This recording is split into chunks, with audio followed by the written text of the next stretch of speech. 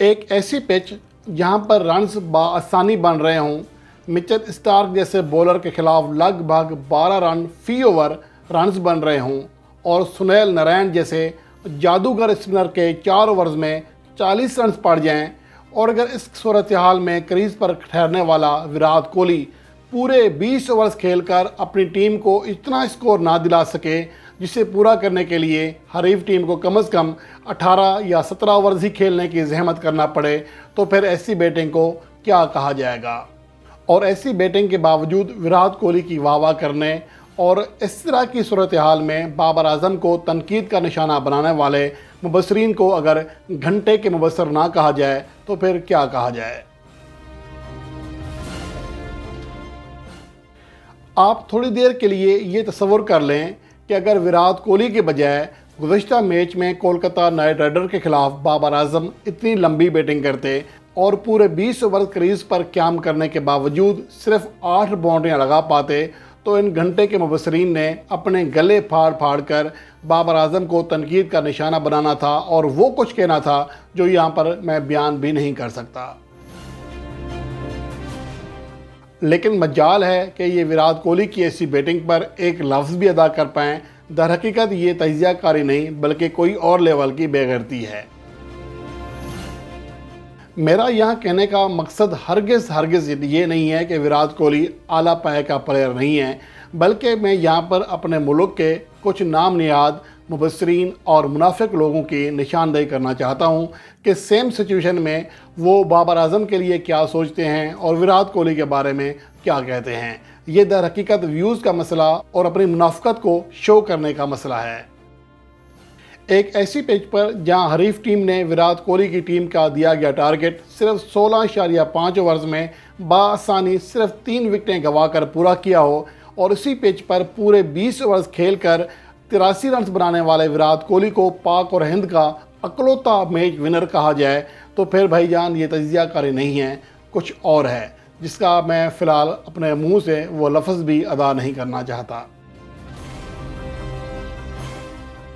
मैं यहाँ पर एक बार फिर यही कहना चाह रहा हूँ कि दर हकीकत मेरा यह मसला विराट कोहली या बाबर आजम की बैटिंग नहीं है, बल्कि पाकिस्तान के चंद ऐसे मुबसरीन की दोगलापन, उनकी मुनाफिकत है, जिसको मैं यहाँ बताना चाह रहा हूँ आप लोगों के सामने कि वो किस तरह की दलीलें लाते हैं। अगर इस तरह की बैटिंग विराट कोहली के बजाय बाबर आजम ने की होती तो ये कहा जा रहा होता कि बाबर आजम तो घंटे का प्लेयर है, बाबर आजम तो T20 का प्लेयर ही नहीं है, इसकी तो पाकिस्तान टीम में जगह ही नहीं बनती है, तो ये इस तरह की चीज़ें आनी थी। लेकिन दूसरी जानिब सिनारियो अगर विराट कोहली ऐसी बैटिंग करे तो क्या जिम्मेदाराना खेल खेला है जी, अपनी टीम को मुश्किल हालात से ले गए हैं। तो जब ये चीज़ें हों तो फिर आप समझ जाएँ कि हमारे यहाँ मुनाफिकत का जो लेवल है वो कुछ नेक्स्ट लेवल का ही है।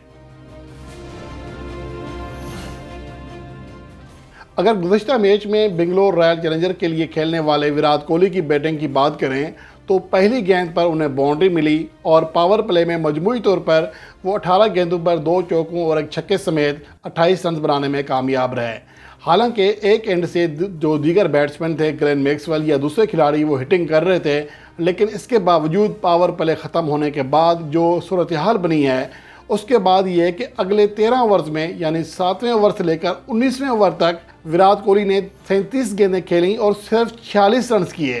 तो आप इससे अंदाज़ा लगा सकते हैं कि वो किस कदर खुद गर्जी से खेले, अपने रन्स को बढ़ाने के लिए कोई रिस्क तक ना लिया। और यही वजह है कि उनकी टीम सिर्फ 182 रन कर सकी, जो कि बआसानी 210 215 तक जा सकती थी, और इसी वजह से उन्हें इस मैच में शिकस्त का सामना करना पड़ा। और यहाँ पर सूरत हाल सिर्फ ये नहीं है, बल्कि इस मैच के नतीजे के अलावा और विराट कोहली की बैटिंग स्टेट्स के अलावा भी और कुछ हक़ाइक़ हैं जो मैं यहाँ आपके सामने रखना चाहता हूँ। और अगर ये विराट कोहली के बजाय बाबर आजम के होते तो इन नाम निहाद मुबसरीन ने मुंह से झाग गिरा कर खुद को नीम मुर्दा कर देना था।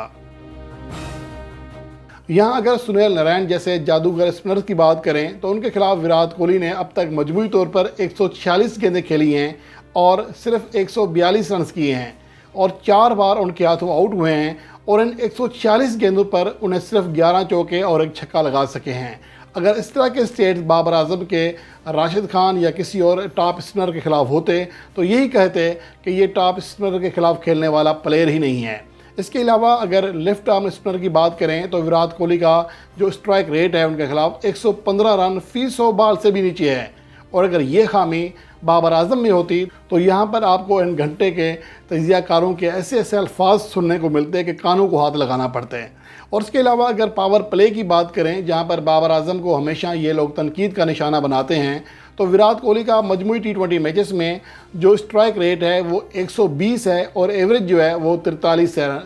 रन फी इनिंग्स यानी फ़ी आउट पर। इसके मुकाबले में अगर 2020 से बाबर आजम की बात करें तो उनकी एवरेज 45.33, जबकि उनका स्ट्राइक रेट 119.56 लगभग विराट कोहली से बराबर है या थोड़ा सा कम है। लेकिन अगर 2023 से बात करें तो बाबर आजम ने पावर प्ले में 76.36 की एवरेज और 136.14 के स्ट्राइक रेट से रन्स किए हैं। तो इसके बावजूद अगर हम हकीकत को देखने के बजाय सिर्फ ये करें कि अपने ही प्लेयर्स को तनकीद का निशाना बनाएं, तो फिर ऐसी साफत के बजाय, ऐसी तजियाकारी के बजाय कोई और काम कर लिया जाए तो ज़्यादा बेहतर है।